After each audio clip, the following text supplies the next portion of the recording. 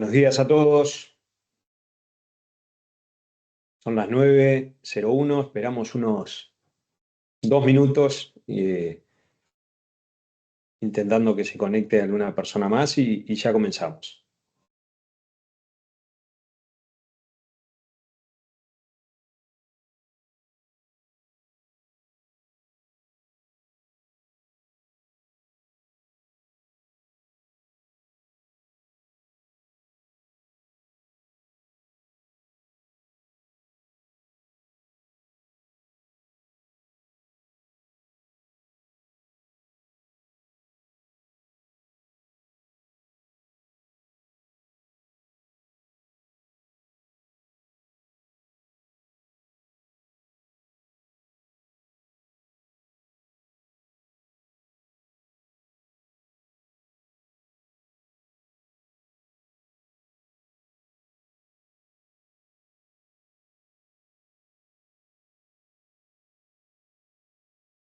Bueno, buenos días a todos en esta fría mañana de invierno. Soy Sebastián Sarasola, gerente de Itaú Personal Bank en Banco Itaú Uruguay. Para mí es un placer estar nuevamente en contacto con todos ustedes y dentro de nuestro ciclo de charlas mensuales.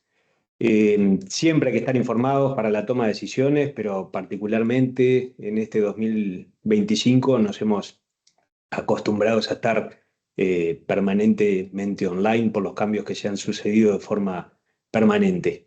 En este contexto, hoy invitamos a un profesional calificado y muy conocido por todos nosotros, el economista Alfonso Capurro.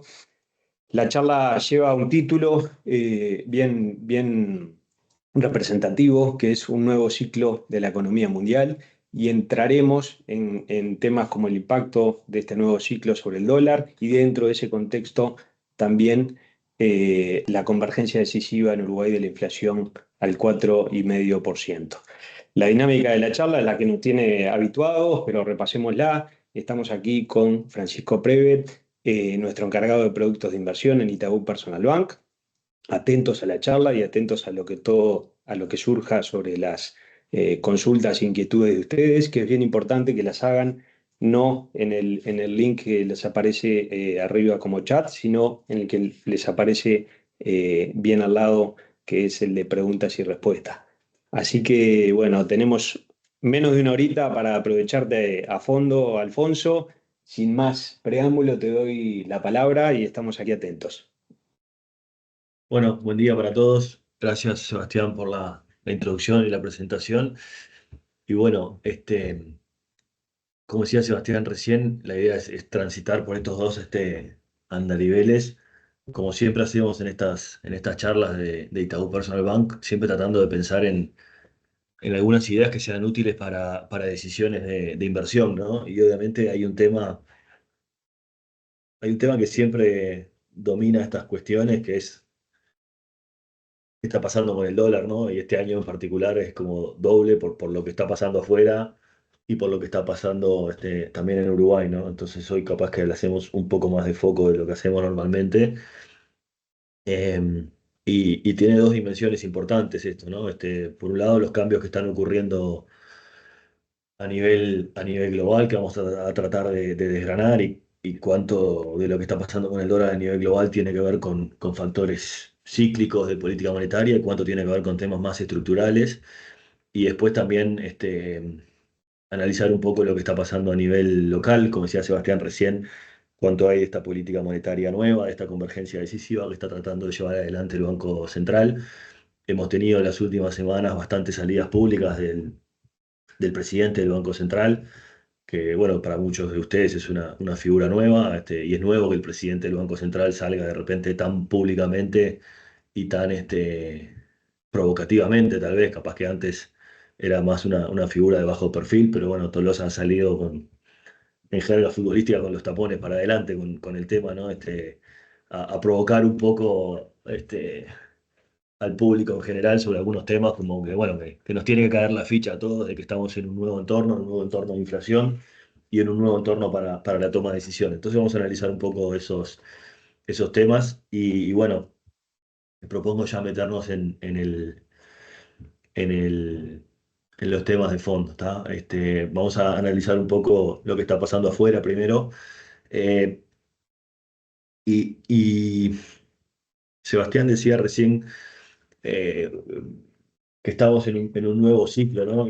Y capaz que nosotros nos animamos a ir un poco más a fondo. Estamos sin duda en un ciclo particular, pero creemos también que estamos en una nueva era, en algo un poco más estructural, aparte de que hay un ciclo nuevo de la política monetaria, que hay un nuevo ciclo político en Estados Unidos, sin duda, pero hay algo que incluso es un poco más estructural, que es importante entenderlo porque eso moldea muchas de las decisiones que están ocurriendo, ¿no? Obviamente Trump como presidente de los Estados Unidos, lo hemos visto estos días con sus declaraciones públicas que son bastante particulares, tiene sus pinceladas y sus particularidades, pero eso es parte de un cambio estructural, ¿no? Hay muchos historiadores que estos días están analizando Estados Unidos, tratando de decodificar qué parte de esto es estructural y qué parte de lo que está haciendo Trump no va a volver atrás, ¿no? Por más que la presidencia de Trump va a terminar en algún momento y vendrá otro presidente que no sabemos quién es.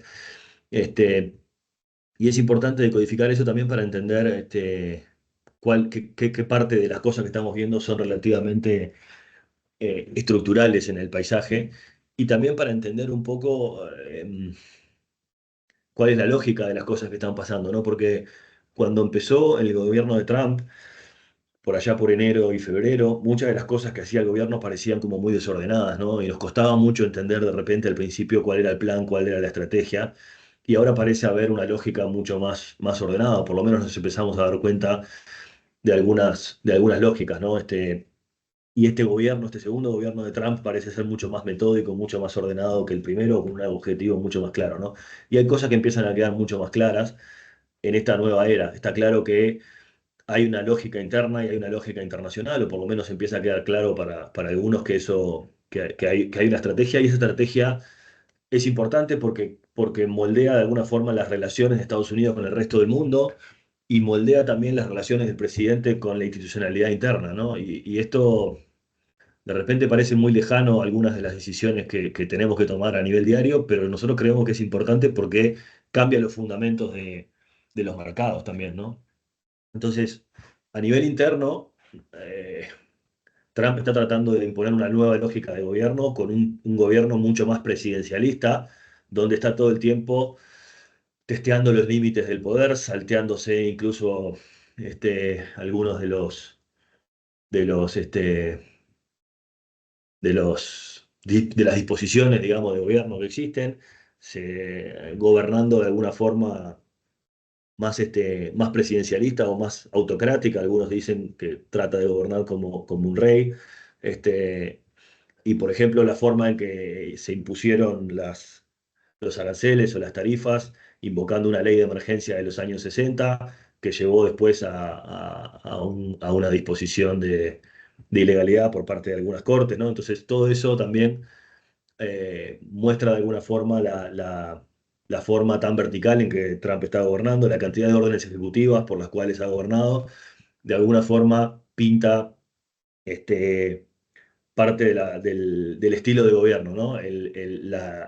La invasión sistemática de la independencia de la Fed, el cuestionamiento de las decisiones de la Fed, de alguna forma también muestran cómo Trump está cambiando el orden político interno, ¿no? Y eso, de alguna forma, cuestiona los fundamentos, la confianza y la institucionalidad sobre la cual se ha construido Estados Unidos en los últimos tiempos, ¿no? Y eso es importante ir anotándolo por ahí.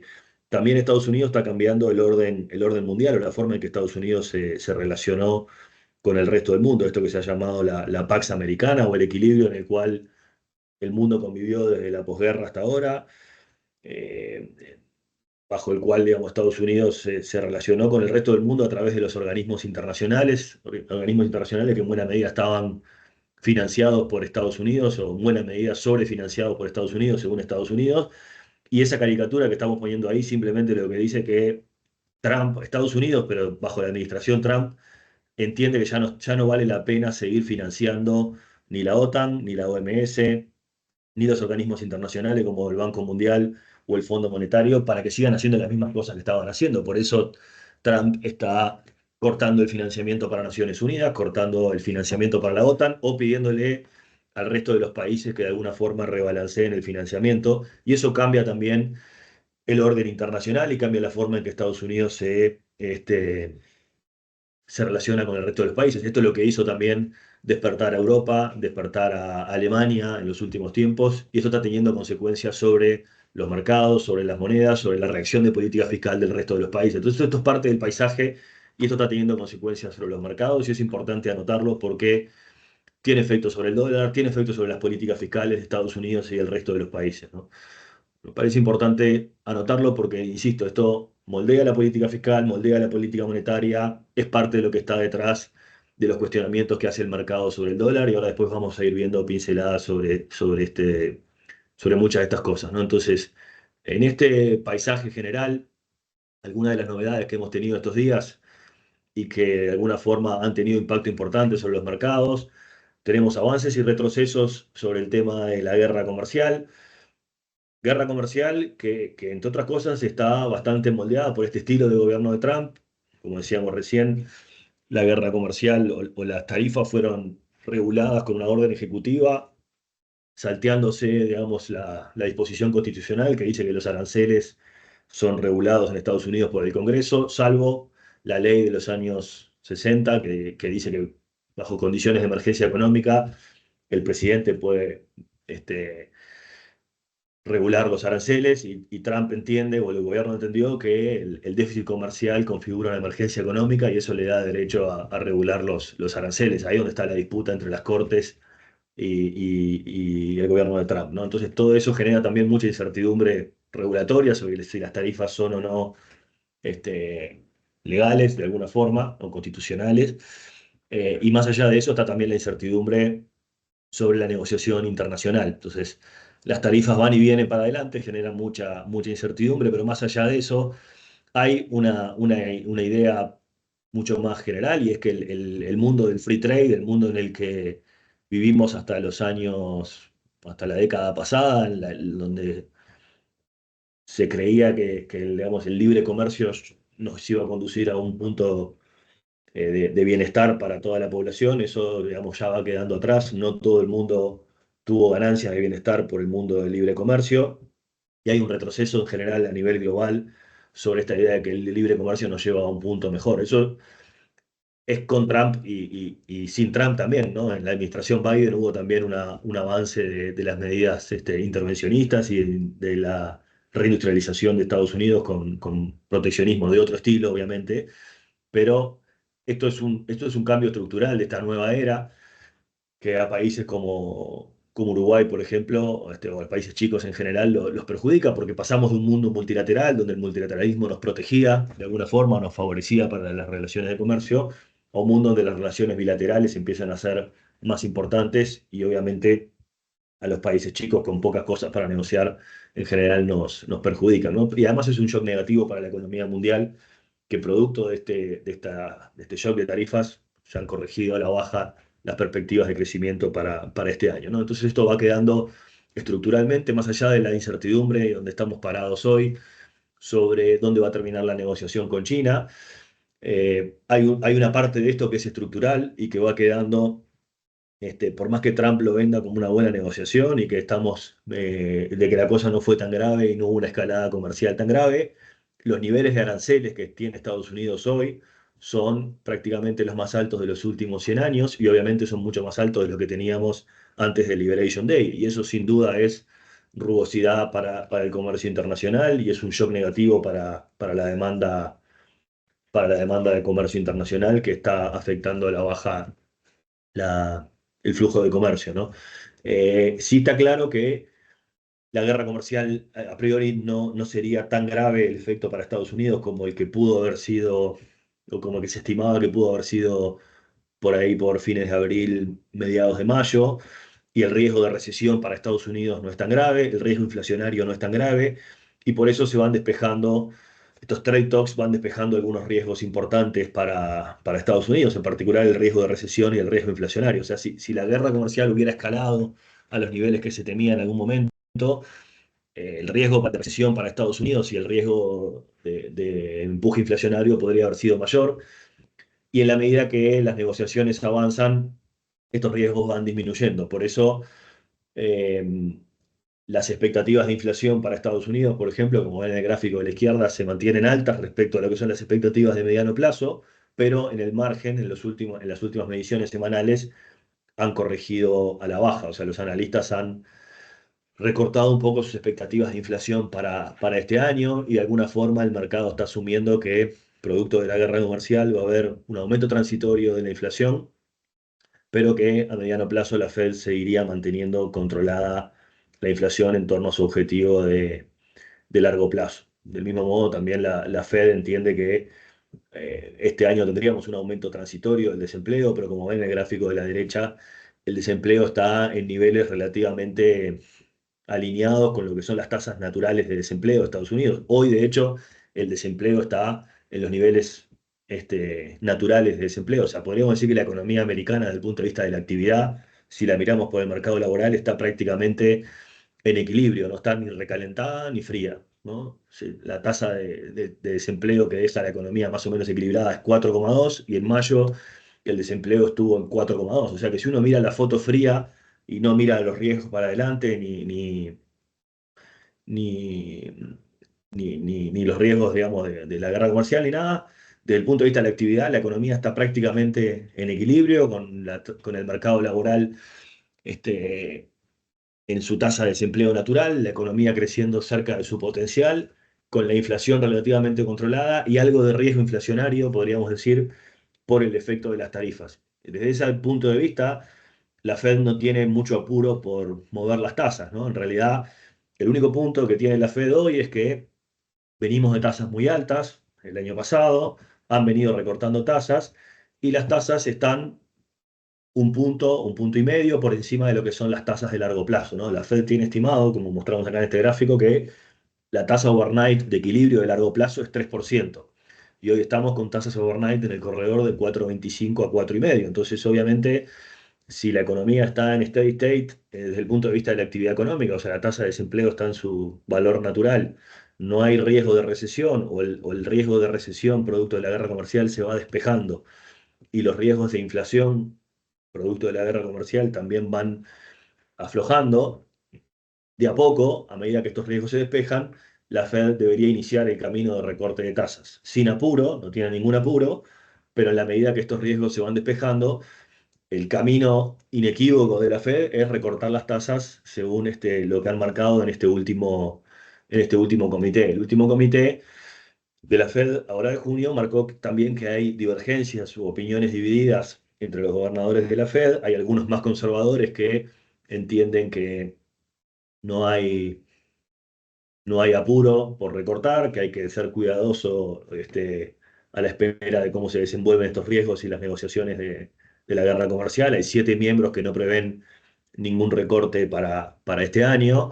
Hay 10 miembros que prevén hasta 2 recortes para este año, ¿no? Pero en cualquier caso, el camino de largo plazo de la Fed, o de mediano plazo, es que las tasas overnight tienen por delante un recorte de entre un punto y un punto y medio hasta que lleguen al 3%. En la medida que se despejen estos riesgos de recesión y los riesgos de inflación, ese es el camino de la Fed. En el medio se nos cruza un cambio de mandato de la Fed. Powell vence su mandato en mayo del año que viene y lo que hemos tenido en esta nueva era, donde el presidente de los Estados Unidos tiene una lógica institucional muy distinta a los presidentes anteriores, una lógica invasiva de la independencia de la Fed.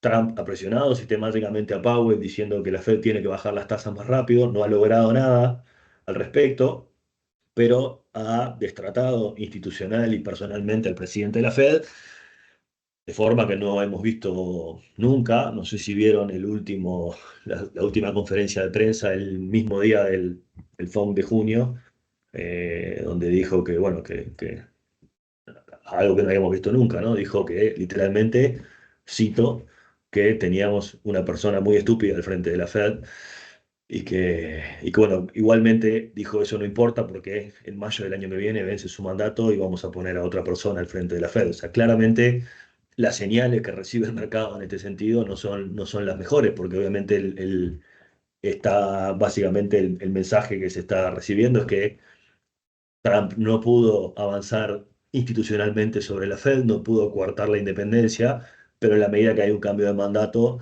el nuevo presidente de la Fed, digamos, estaría invadida la independencia de la Fed no a través de canales institucionales, sino a través de el nuevo presidente de la Fed. En el medio hay obviamente un proceso de validación por parte del Congreso, que es donde puede haber canales, digamos, de contrapeso o de control institucional, pero en un Congreso controlado por el Partido Republicano hay que ver eventualmente si esos canales funcionan o no. Pero ahí es donde hay un riesgo y el punto crítico de cambio de control es mayo del año que viene. O sea que ahí tenemos algunas fechas o algunas fechas críticas que hay que tener en mente porque puede haber ruido en el mercado a medida que esa fecha se aproxima, ¿sí? El otro elemento importante que viene moldeando, obviamente, perdón, esta fecha crítica o este horizonte de mayo del año que viene puede generar ruido sobre las tasas de interés, sobre el dólar, porque en la medida que el mercado perciba que la Fed puede avanzar rápidamente en un cambio de mandato sobre una política monetaria más laxa, eso puede tener efectos sobre las tasas y eventualmente sobre la percepción de la inflación de largo plazo, que está muy anclada, y eventualmente sobre el valor del dólar, ¿no? El otro elemento que estos días está también moldeando el paisaje financiero y que está generando mucho debate es la posición de la política fiscal de Estados Unidos y los efectos sobre las tasas de interés y eventualmente sobre el dólar, así que pasamos a hablar un poquito de eso. Eh, Uno de los temas calientes de estas semanas ha sido el avance esta ley de reconciliación del presupuesto. El nombre técnico de esta ley de reconciliación es simplemente un mecanismo por el cual se aprueba una extensión del presupuesto que al llamarse ley de reconciliación del presupuesto permite algún tratamiento ágil y impide estos mecanismos de filibustering por parte de la oposición, que son los que a veces trancan la aprobación, ¿no? Pero más allá de eso, es una ley que viene con una ampliación del déficit fiscal, básicamente extiende los recortes de impuestos que venían de la administración Trump anterior, o sea, del año 2017, que habían sido extendidos por la administración Biden y que esta ley los vuelve a extender. Además, reduce otros impuestos, como el impuesto a las propinas, que había sido una promesa de campaña de Trump. Aumenta el gasto en defensa y gasto en control de migración.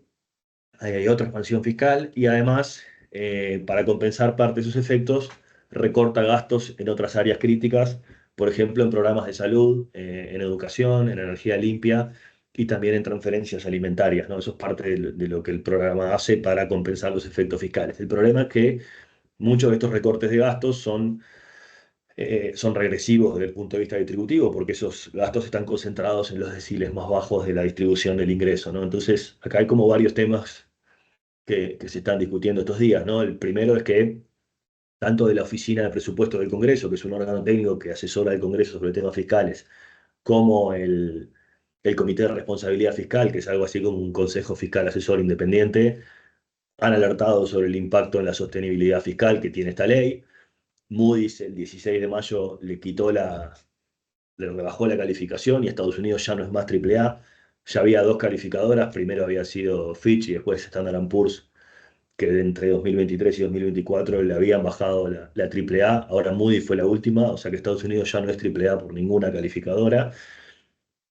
Y además, también la CBO advirtió sobre los efectos distributivos que tiene la ley por este tema que decía recién de que se recortan gastos en los deciles más bajos de la distribución. Esto fue a pedido de un congresista que le preguntó a la CBO qué efectos tenía la ley en los ciudadanos según los niveles de ingreso. Entonces, la ley genera un recorte, una caída del ingreso medio, pero en los ingresos de los ciudadanos del 10% más pobre, la ley genera una pérdida de ingresos netos del 4% y en el 10% más rico genera un aumento del 2,3%, ¿no? Entonces es brutalmente regresiva la ley y eso también generó como un efecto político muy de debate sobre la ley, justo una ley que se llama One Big Beautiful Bill Act, O sea que de Beautiful no tiene mucho en términos distributivos, sobre todo para los más pobres, cuando hay un programa de recorte de gastos que justamente lo que buscan es sostener es como el FONASA en Estados Unidos, ¿no? El Medicare y el Medicaid y transferencias alimenticias para asegurar la, la cobertura de alimentación en los hogares más pobres, ¿no? Entonces, hay todo un debate en Estados Unidos en este momento sobre los impactos distributivos de la ley, además de los impactos fiscales, ¿no? Como ven acá en los gráficos, el déficit fiscal al 2034, según las estimaciones de la Oficina de Presupuesto del Congreso y de Moody's, se iría de 6 casi a 8% del producto, y la deuda se iría prácticamente a 130 puntos del producto, ¿no? O sea, acá hay una gran preocupación por el gráfico de abajo a la izquierda, que es la trayectoria divergente que ha tenido la deuda pública en los últimos años, ¿no? Fíjense que antes de la crisis del 2008 la deuda prácticamente estaba en el entorno por debajo de 40 puntos del producto. La crisis del 2008 significó un gran esfuerzo fiscal para rescatar a la economía y en particular para rescatar al sistema financiero americano. Tuvimos un aumento sistemático de la deuda durante los 4 años siguientes a la salida de la crisis. Luego la deuda se estabilizó, volvimos a tener un incremento fuerte de la deuda durante la crisis del COVID. Hoy estamos prácticamente en una deuda equivalente al 100% del producto y la proyección para los próximos años sin esta ley, pero además con el efecto incremental de esta ley, es un aumento sostenido de la deuda, ¿no? Y el punto acá es que en realidad cuando uno lo mira más en perspectiva, Estados Unidos no ha tenido problemas de endeudamiento prácticamente desde la Segunda Guerra Mundial o desde la posguerra prácticamente, ¿no? Entonces, Estados Unidos no está acostumbrado a manejar problemas de restricciones fiscales y la respuesta que ha tenido desde el punto de vista político a los últimos crisis económicas ha sido sistemáticamente expansivo desde el punto de vista fiscal, ¿no? Y en realidad acá ahora el problema empieza a tener otra dimensión y es que la realidad de mercado ahora le está combinando una realidad macro, una realidad fiscal con deuda alta y tasas altas, cosa que hasta ahora no había pasado, ¿no? En realidad lo que venía pasando en los últimos años es una deuda que venía subiendo, pero con tasas de interés que venían a la baja, con lo cual, desde el punto de vista matemático y financiero, uno podía convivir con una deuda creciente que era cada vez más barata. El problema es que ahora, de golpe, los últimos meses las tasas se han venido corrigiendo fuertemente al alza porque el mercado de alguna forma está revalorizando los riesgos fiscales, ¿no? Esta deuda que crece y un sistema político que solamente desplaza la restricción fiscal para adelante y que no internaliza la restricción fiscal, han de alguna forma revalorizado estos riesgos fiscales y las tasas de largo plazo en todas las economías avanzadas para la renta fija se han ido para arriba, ¿no? Entonces, desde el punto de vista más macro, más allá de lo que implica para los inversores, que ahora lo miramos un poco más, desde el punto de vista más macro, el desafío acá para una economía como Estados Unidos es tener que convivir con una deuda alta, superior al 100% del producto, pagando tasas de largo plazo del 5% o más, porque esto también supone una restricción para el sector privado, ¿no? O sea, las tasas de las hipotecas de largo plazo probablemente se van a tasas del 6 o del 7%, y eso obviamente genera una restricción de demanda agregada para el sector privado.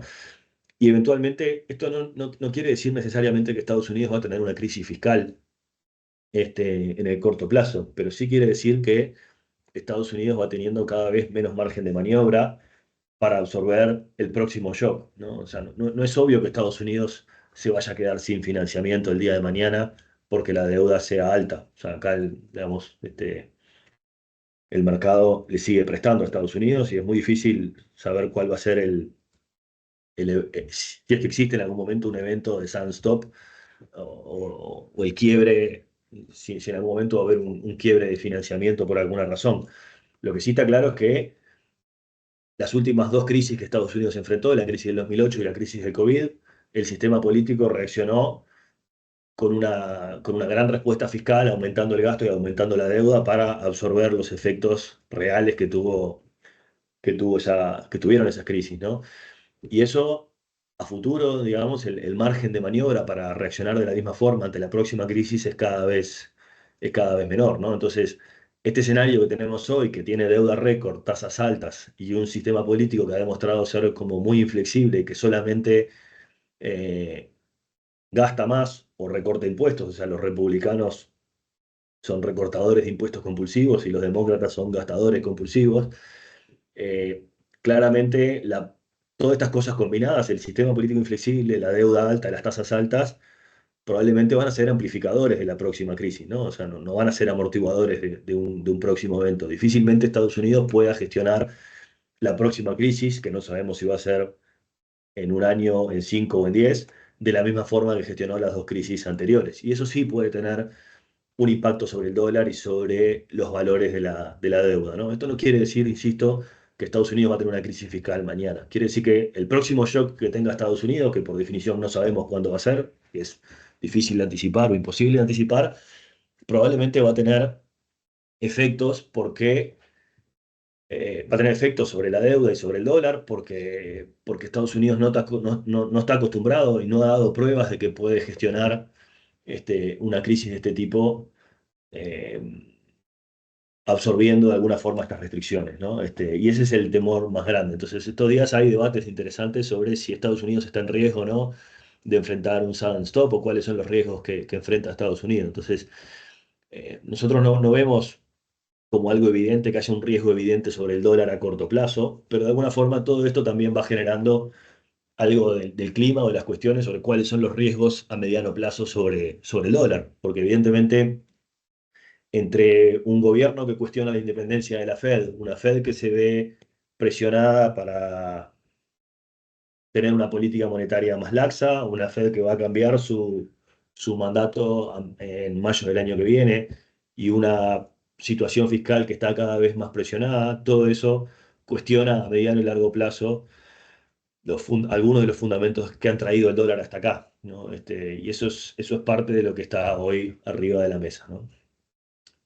En este contexto es que el dólar se ha venido debilitando este año y es muy difícil eh, distinguir hoy qué parte de ese debilitamiento es cíclico, qué parte de ese debilitamiento se debe a una perspectiva de menor crecimiento de Estados Unidos a corto plazo y qué parte es estructural, qué parte de ese debilitamiento se debe a que el mercado efectivamente está priceando los riesgos de mediano plazo, los riesgos institucionales de esta nueva era y los riesgos fiscales derivados de los riesgos de mediano plazo o de largo plazo. Lo que sí sabemos es que estos eventos de avance institucional de Trump sobre la Fed han tenido efectos sobre la deuda y sobre el dólar, ¿no? Si uno mira estas semanas donde abril, por ejemplo, donde Trump avanzó institucionalmente sobre la Fed, tuvieron una corrección fuerte sobre el precio de la deuda y sobre las tasas, casi medio punto esa semana las tasas largas, y también afectaron el valor del dólar, ¿no? Entonces, estos eventos institucionales o estos eventos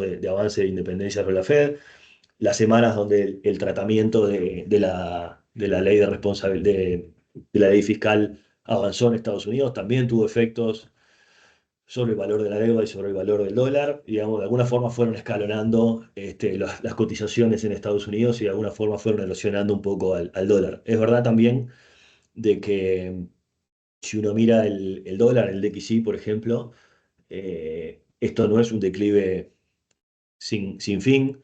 Eh, Tuvimos un debilitamiento del orden del 10%, ya hace más o menos en el orden de un mes que el dólar a nivel global está estabilizado más o menos en los mismos valores, o sea, parece estar alcanzando un nuevo equilibrio en el que el mercado está confortable.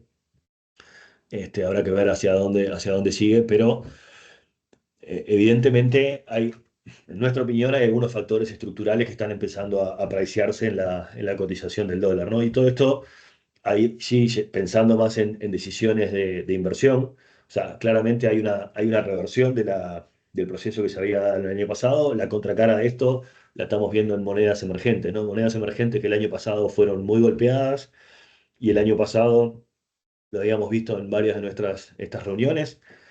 eh, no fue un año bueno para los emergentes, digamos, pensando en portafolios o en decisiones de inversiones, los portafolios que estaban en monedas locales sufrieron mucho.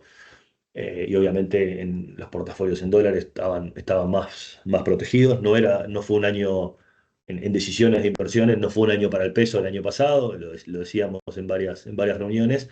Este año sí, en la reunión de marzo decíamos, bueno, hasta allí parece ser un año más interesante para el peso y obviamente lo ratificamos hoy.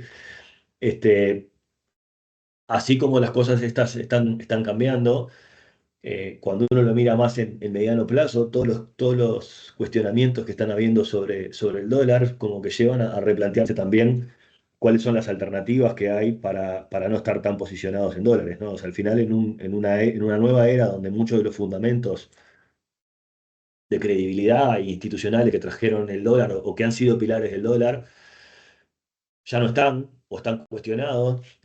Uno debería pensar, bueno, qué alternativas de gestión de portafolio uno tiene como para escapar un poco del dólar. Esto no quiere decir salir 100% del dólar y tener un portafolio que esté cero dólar, pero en el fondo, en un periodo en el que muchos de los pilares que sustentaron al dólar están cuestionados, uno debería pensar si tener un portafolio 100% en dólares es lo más aconsejable.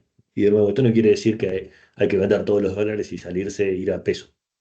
No estoy diciendo eso, estoy diciendo que, de nuevo, si los fundamentos del dólar están tan cuestionados, empezar a diversificar por monedas o por tipos de activos o activos que de alguna forma me protejan ante la debilidad del dólar es una cosa que de repente hay que cuestionarse con un poco más de vehemencia de la que nos cuestionábamos antes. No tengo una propuesta concreta alternativa, capaz que para eso hay que hablar con Sebastián, con Francisco, con el resto del equipo de Itaú, pero son cosas que me parece que nos tenemos que cuestionar con más vehemencia. Yo me lo cuestiono más de lo que me cuestionaba antes, por ejemplo, ¿no? Em, Comentario rápido sobre los commodities antes de pasar a Uruguay, ¿no? Esto tiene que ver también con lo que vamos a hablar ahora de Uruguay, de la nueva política monetaria y los desafíos que está transitando Uruguay. Hay un contexto global que cuando uno mira la guerra comercial claramente es un shock negativo para la economía mundial y es un shock, como decíamos recién, que tiene riesgos inflacionarios para Estados Unidos, pero en general es deflacionario para el resto del mundo y sobre todo es deflacionario para los países emergentes. O sea, un banco central como Uruguay que está tratando de bajar la inflación debería ayudarlo porque el dólar se está debilitando y eso ayuda a que los precios en Uruguay, medidos en moneda local, los precios de los transables bajen, ¿no? Entonces, y lo mismo pasa en toda América Latina, o sea, es un shock positivo para los bancos centrales que están intentando bajar la inflación y además porque hay muchos commodities que están también bajando, ¿no? El tema de los commodities lo que pasa es que no es homogéneo y no todos los commodities que bajan son relevantes para la inflación y además algunos están afectados por la volatilidad de la guerra o por algunos eventos particulares. En particular, en el caso de Uruguay, los commodities que son más relevantes para la canasta alimenticia o para la canasta del IPC justo no están ayudando demasiado al Banco Central y algunos están afectados por las particularidades de Uruguay, como las parrétricas de las naftas, ¿no? Entonces, si miramos desde el 31 de marzo hasta ahora, o sea, desde el Liberation Day hasta ahora, los commodities que más han caído, como el arroz, por ejemplo, justo no pesan mucho en el IPC, y tenemos algunos otros casos que vienen a contramano de la tendencia mundial y la tendencia de los fundamentos, y que vienen subiendo su precio, ¿no? Entonces, el petróleo justo ahora estos días está bastante volátil, está difícil de definir una tendencia, depende un poco de cómo termine la guerra o cómo avance la guerra, pero hemos tenido bastante volatilidad. El cierre de ayer terminó a la baja estos últimos 2 días después de la eventual tregua, habrá que ver hacia dónde vamos. Pero hoy estamos también, incluso con los precios que teníamos antes de los bombardeos, los precios locales de las naftas no han reaccionado demasiado por la forma particular que tiene la paramétrica, o sea que la paramétrica de fijación de precios acá en Uruguay, que está atada a los precios de las naftas en el Golfo, no ayuda demasiado al Banco Central a deflacionar los precios locales de los combustibles. Sí ha bajado el gasoil, pero no tanto las naftas, ¿no? Y el arroz incide poco, como decía, en la canasta del IPC. La carne y los lácteos, justo son dos precios que inciden un poco más, vienen subiendo y subiendo bastante. Esto es una buena noticia para el sector exportador, para los productores, eh, pero no es una noticia tan buena para el Banco Central. Las carnes, por ejemplo, pesan 8% de la canasta del IPC. Y estamos en un contexto donde hay faltante de oferta en Estados Unidos, que es lo que está presionando los precios de exportación de Uruguay, y obviamente presiona los precios al alza, ¿no? Me salteo esto de Brasil porque si no, no me va a dar el tiempo para hablar de lo que quería hablar de Uruguay y nos vamos a quedar sin tiempo. Solo un comentario breve de actividad en Uruguay antes de hablar del Banco Central. Estamos en un contexto donde la actividad no ha cambiado demasiado el paisaje de actividad. En general, los números de actividad no son muy alentadores en Uruguay. La economía viene creciendo en forma relativamente moderada. Conocimos la semana pasada el dato de actividad del primer trimestre. La economía creció 3,4%. Es un número bueno, a priori, mejor de lo que esperábamos nosotros, pero también es cierto que está afectado por algunos valores transitorios. Por ejemplo, la industria tuvo una incidencia muy grande por la parada de la refinería de ANCAP, que el año pasado, en el primer trimestre, no estaba operando. Entonces, si quitamos ese efecto, si quitamos el efecto Pascua, también, cuando limpiamos esos efectos transitorios, en realidad estamos creciendo por debajo del 2. Esto no es que querramos ser pesimistas, simplemente estamos leyendo el dato limpio de algunos ruidos. Seguimos con tasas de crecimiento moderadas. El dato luce bien, pero cuando limpiamos los efectos transitorios, la economía está creciendo a tasas relativamente moderadas. Estamos proyectando para este año 2,6%, para el año que viene 1,7%. Corregimos un poco las proyecciones para arriba, pero seguimos en un entorno de crecimiento relativamente moderado. Pese a eso, parte de la corrección se debe en buena medida a que el tipo de cambio ha evolucionado a la baja. Este debilitamiento del dólar en parte favorece al consumo, ¿no? Estamos en un entorno donde las importaciones de bienes de consumo vienen evolucionando favorablemente y, entre otras cosas, como hay un efecto riqueza por la apreciación del tipo de cambio real, estamos proyectando, por ejemplo, venta récord de autos nuevos para este año, ¿no? Pero avanzo rápido para no distraernos, después si quieren volver. Acá una cuestión que digamos que, recogiendo el guante de lo que planteaba Tolosa en algunas de estas comparecencias públicas, él decía algo así como, bueno, que nos tiene que caer la ficha a todos los uruguayos de que estamos en un entorno nuevo y de inflación y de política monetaria, y hay como un mapa mental que nos que sigue haciendo que los uruguayos ahorren en dólares, pese a que la evidencia muestra que los ahorros en pesos son mucho más rentables que los ahorros en dólares, ¿no? Entonces, antes de hablar de la política monetaria y todo, queríamos mostrarle un poco un ejercicio que hicimos discutiendo estos días con el equipo del banco y acá con el equipo interno también. Dijimos, bueno, provocados por el presidente del Banco Central, vayamos un poco para atrás, no para adelante, sino para atrás. Bueno, ¿qué pasó en los últimos 15 años, por ejemplo? ¿Qué fue más rentable, invertir en pesos o invertir en dólares? Entonces, hagamos algún ejercicio comparable, tomemos letras de regulación a un año y tomemos un bono en dólares a un año. Como los bonos de Uruguay no son muy profundos y muy líquidos, tomemos una Treasury Bill, sumémosle el riesgo país de Uruguay, el spread, entonces nos queda un instrumento equivalente con el mismo nivel de riesgo. Obviamente, para pasarlo a la misma moneda hay que corregirlo por tipo de cambio. Pero acá tenemos las tasas puras, lo que rindieron los pesos, las letras a un año, y lo que rindieron estos bonos sintéticos, las treasuries más el riesgo país de Uruguay, ¿no? Esto es lo que uno podría haber obtenido en dólares, en un bono uruguayo a un año, en un bono sintético uruguayo a un año, o en letras de regulación monetaria emitidas por el Banco Central a un año. Uno puede hacer el ejercicio de distintas maneras. Uno puede mirar la rentabilidad un año después, uno puede colocar a un año, reinvertirlo tantas veces como quiera. Hicimos un ejercicio caprichoso, digamos, lo pueden hacer como quieran. Nosotros elegimos colocar a un año y reinvertirlo por 2 años más, o sea, reinvertir en ventanas de 3 años y lo podemos reinvertir en años, digamos, pero de alguna forma había que hacer el ejercicio y está parametrizado en una planilla de cálculo, o sea, se puede hacer de la forma que ustedes quieran. Y acá tenemos algunos números para mostrar, ¿tá? ¿Qué nos muestra este ejercicio? De nuevo, el ejercicio es el siguiente, les regalo $100 y ustedes eligen si los colocan, les regalo $100 todos los meses, o si quieren no se los regalo, se los ganaron ustedes trabajando, y los pueden colocar o en este instrumento en dólares o en letras de regulación monetaria.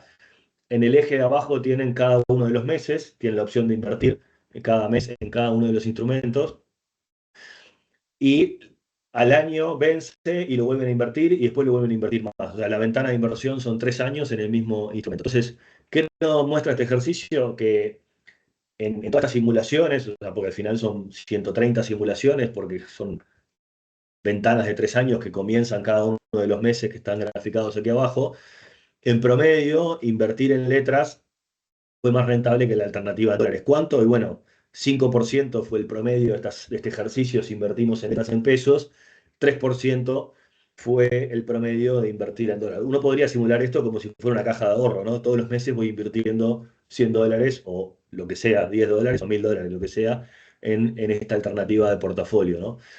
En uno de cada 5 casos, la rentabilidad de las letras estas en pesos, medida en dólares, superó el 8%, y obviamente tenemos un par de excepciones donde las rentabilidades fueron más bajas, que fueron periodos de fuerte depreciación. Una ventana fue el periodo 2013-2015. En 2013 fue cuando Uruguay abandonó el régimen de tasa, y fue también el periodo donde el turmoil de Estados Unidos, donde el dólar se debilitó a nivel global. Y el otro periodo fue el 2018-2020, donde Uruguay también tuvo una depreciación de la moneda, y en 2020 además agarramos la depreciación del COVID. O sea, en esos dos periodos justo tuvimos ventanas de 3 años donde el peso se depreció entre 45 y 50%. Entonces, obviamente, en la ventana de 3 años nos comió la rentabilidad de las letras, ¿no? Entonces, en promedio, este ejercicio nos da una rentabilidad de 5 años para este portafolio de letras, medida en dólares, y de 3% para la alternativa en dólares. El máximo, en algún momento puntual, donde agarramos mucha apreciación de la moneda, fue de 14%, el máximo para la alternativa en dólares fue de 5%. Capaz que la diferencia de tasas no parece mucho, depende el apetito que tengan ustedes, pero si uno hace la cuenta de la diferencia esta y la capitaliza a 20 años, una inversión capitalizada al 3% durante 20 años implica duplicar el capital inicial, y capitalizada al 5% en 20 años implica triplicar el capital inicial, ¿no? O sea, son 2 puntos de tasa que capitalizados en 20 años significa, acumulándolos, una diferencia de capital importante, ¿no? Entonces, esto es lo que pasó en la historia. Ahora, ¿qué pasa para adelante? ¿Cuál es la situación hoy? ¿Cuál es el nuevo paradigma en política monetaria, y qué es lo que el Banco Central está intentando comunicar? Hoy tenemos inflación en 5%, esa es la foto hoy. El Banco Central estos días ha sido enfático en decir que, bueno, que se cumplió un hito importante en mayo, porque es la primera vez en la historia que estamos 2 años con la inflación dentro del rango de tolerancia, ¿no? Dentro del rango este de 3 a 6%. El Banco Central cambió la comunicación, ya no habla más de rango meta de inflación. Esto es el rango meta es como una vieja forma de fijar metas de política monetaria. Hoy los bancos centrales apuntan a una meta puntual de inflación. Uruguay va hacia ese camino. La nueva meta es 4,5%, porque el Banco Central insiste con la idea de que no da lo mismo que la inflación sea 4,5 o que sea 5,9. Por eso definieron ahora que la meta es 4,5, y que el Banco Central apunta inequívocamente a 4,5 y hace todos los esfuerzos para estar en 4,5. No da lo mismo 4,5 que 5,9, por eso se habla de meta puntual en 4,5, y hacia esa convergencia decisiva es que el Banco Central quiere ir, y con ese objetivo es que está definiendo su política monetaria. Entonces, ha tomado decisiones de política monetaria que son consistentes con ese objetivo, ha subido las tasas de interés en las últimas 2 reuniones del directorio anterior, y también en la primera reunión de este directorio, y de alguna forma las expectativas de inflación vienen reaccionando a estas decisiones del Banco Central. Las expectativas de analistas, ayer se publicó el último dato, vienen reaccionando en línea, y esto es parte de lo que decía Tolosa el otro día, ¿no? Es hora de que caiga la ficha de esta nueva realidad. A los analistas en promedio les viene cayendo. Nuestras proyecciones de inflación nos viene cayendo la ficha, pero todavía no tanto, o sea, no están alineadas al 4,5. Todavía estamos con una proyección de inflación que en promedio está medio punto por arriba de la meta del Banco Central. Ahí mostramos la descomposición. En parte, eso es porque nuestra proyección de inflación todavía es un poco rígido el componente no transable de los precios. Ese componente no transable depende en buena medida de las pautas salariales, algo que todavía no conocemos. Estamos esperando que el Ministerio de Trabajo divulgue en los próximos días las pautas salariales. Las autoridades han adelantado que las pautas salariales vienen con algunas novedades que van a estar alineadas a las metas de de inflación del Banco Central y que hay algunas novedades en materia de desindexación, pero todavía no las conocemos. O sea que todavía puede pasar que algunas novedades que vengan en las pautas salariales nos hagan corregir un poco estas proyecciones de inflación, pero estamos esperando que haya novedades oficiales en esa materia, ¿sí? O sea que ahí estas son nuestras proyecciones actuales, pero todavía con algún margen posible de corrección a la baja, dependiendo de qué venga en materia de pautas salariales que pueden corregir el componente no transable aquí del medio. Entonces, hoy tenemos tasas de política monetaria en 9,25, que dado que las expectativas de inflación están en 5,7%, la tasa esperada de política monetaria en términos reales es de 3,4%. Es una política monetaria bastante contractiva, asimilable a la política dura que tuvimos durante 2022 y 2023 en la gestión de Diego Labat al frente del Banco Central, que fue la que logró traer la inflación adentro del rango meta, ¿no? Entonces, acá la pregunta que se está haciendo el mercado hoy, si es esperable o razonable que el Banco Central, primero, logre bajar la inflación con estos niveles de tasa, y segundo, que una vez que logre bajar la inflación, si es posible que el Banco Central empiece a bajar las tasas de interés, que hoy están en 9,25%, y eso es lo que el mercado efectivamente está descontando hoy. El mercado parece estar descontando que efectivamente la inflación va a converger, que las expectativas van a converger a valores más parecidos al 4,5, y eso va a permitir que el Banco Central baje las tasas de interés en los próximos meses. ¿A qué ritmo? Y bueno, es difícil anticiparlo hoy porque eso depende de a qué velocidad bajen las expectativas de inflación. Nosotros estamos asumiendo que de acá a fin de año las expectativas de inflación van a seguir aflojando, y eso le va a permitir al Banco Central recortar una o dos veces las tasas de interés, por lo menos al 9%, tal vez un poco más.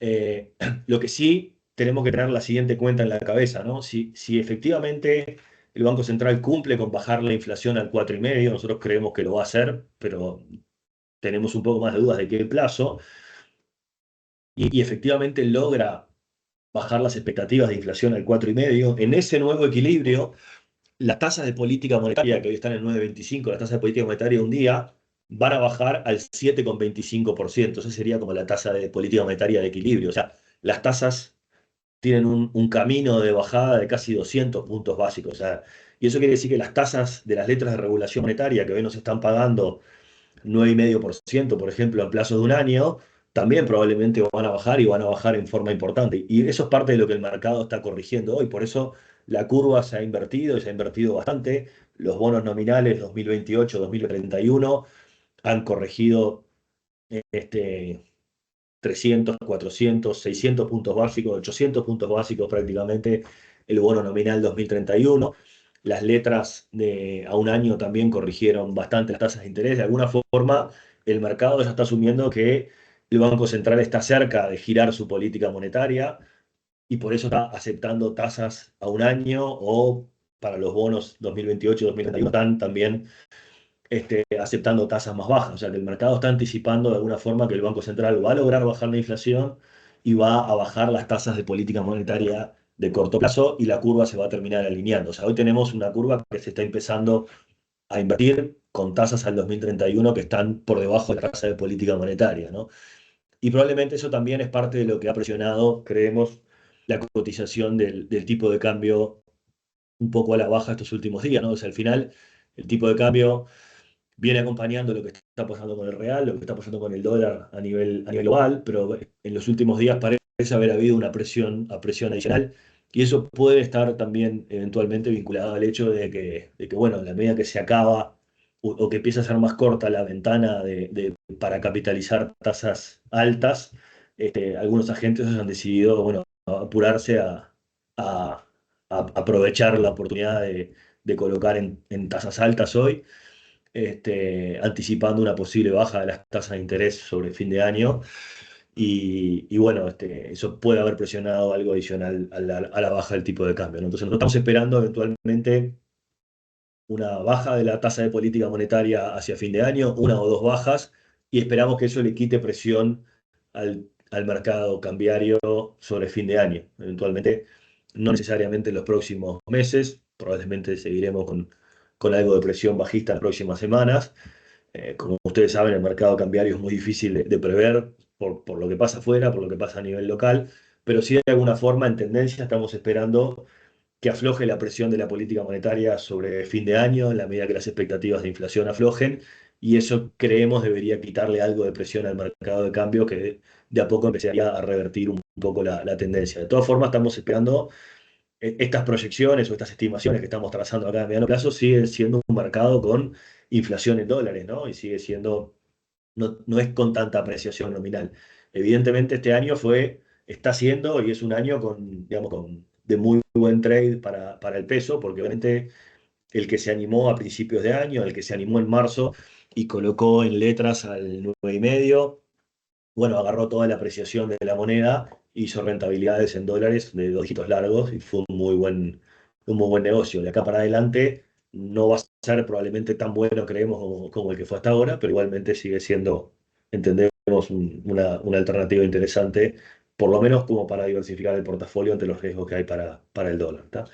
Así que por ahí paro, Sebastián y Francisco. Seguramente hay alguna pregunta o algún cuestionamiento, así que encantado de conversar un poco más.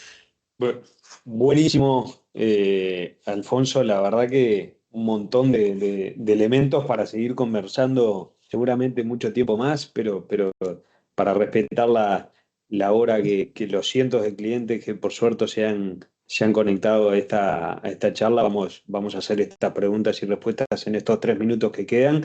Eh, pero no puedo tampoco dejar de pasar un mensaje con el análisis exhaustivo que hiciste sobre las inversiones en pesos y dólares y demás. No estamos acostumbrados en general a estos contextos, ni los exteriores, ni los interiores, en estos niveles de convergencias de inflación y de expectativas de inflación en estos niveles, instarlos y animarlos a todos ustedes, nuestros clientes, que se arrimen al banco, que vean lo que tenemos.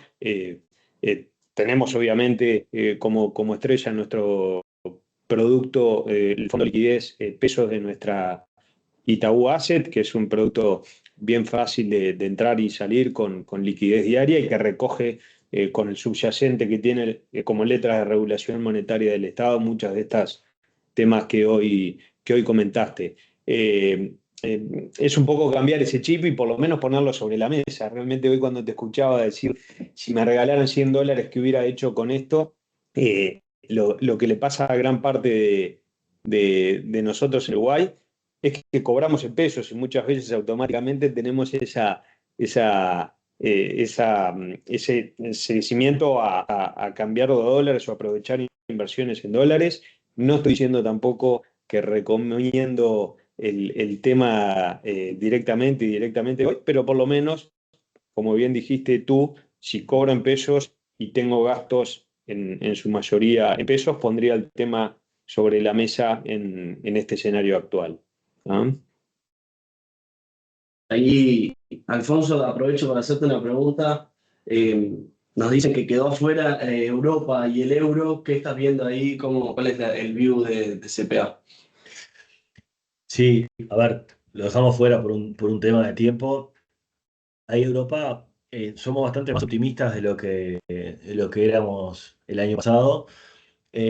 No tenemos claro si eso es por mérito de Europa o por demérito de Estados Unidos, ¿no? Pero está claro que en realidad esta nueva era donde Estados Unidos, digamos, se está retirando de los ámbitos globales, es una oportunidad para Europa, porque Europa de alguna forma está obligada a reordenarse, ¿no? Y si uno mira lo que ha pasado con la cotización de las monedas, hay un repunte importante del euro que va totalmente de la mano de Europa despertando cuando Estados Unidos los deja solos en el episodio de la guerra de Ucrania con Rusia.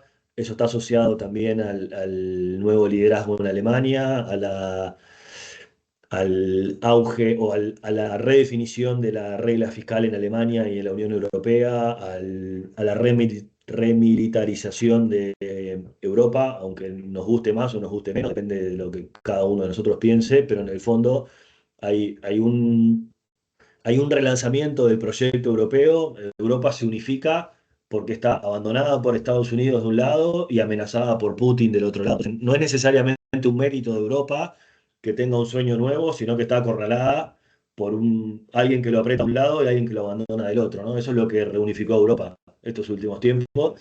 Y Europa el año pasado no tenía un proyecto, no tenía un norte. Eso es lo que ha apuntalado al euro, y el 15% prácticamente de fortalecimiento del euro este año tiene que ver con algo de eso, ¿no? Excelente. Bueno, siendo las 10:01 y para respetar los tiempos de todos, Francisco Preve, encargado de productos de inversión de Personal Bank en Itaú, muchísimas gracias por toda la organización. Alfonso Capurro, la claridad de los conceptos de siempre, siempre en estos momentos son bienvenidos. Muchas gracias a todos los clientes que se conectaron y nos vemos la próxima. Muchas gracias. Hasta luego, muchas gracias, un placer.